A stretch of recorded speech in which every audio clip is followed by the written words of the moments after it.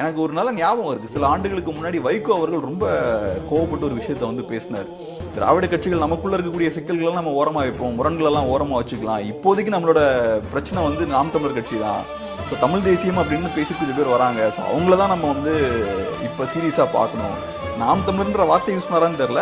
ஆனால் இந்த தமிழ் தேசியம்னு பேசக்கூடியவங்களை கொஞ்சம் கேர்ஃபுல்லா நம்ம கொஞ்சம் கவனிக்கணும் அப்படின்ற ஒரு விஷயத்தை அவர் பேசியிருப்பார். திராவிட இயக்கத்தை அழிச்சு போடலாம்னு நினைச்சிட்டு சந்தடி சாக்கள் சில பேர் திராவிட இயக்கத்துக்கு ஒண்ணும் கிடையாது, தேசிய உணர்வாளர்கள் தமிழ் தேசியம் பேசிக்கிட்டு கொஞ்சம் பேர் கிளம்பி இருக்காங்க. தமிழ் தேசியம் பேசிக்கிட்டு கொஞ்சம் பேர் கிளம்பி இருக்காங்க. இத மனசுல வச்சுக்கிட்டு மத்த சண்டையா எலெக்ஷன்ல வச்சுக்கிடுங்க. இது பொது எதிரி, நம்ம காலூனை விடக்கூடாது.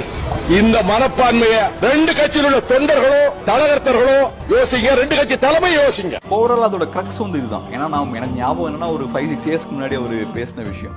ஸோ அந்த டைம்ல என்டிகே இன்னும் வீக்கா இருந்தது. அந்த பார்ட்டி ப்ராபப்ளி 2-3% ஓட்ஸ் வந்து வின் பண்ணிருக்கும். ஸோ அவ்வளவு சின்ன ஒரு பார்ட்டியை பார்த்து வைகோ அவர்கள் மாதிரியான ஒரு பெரிய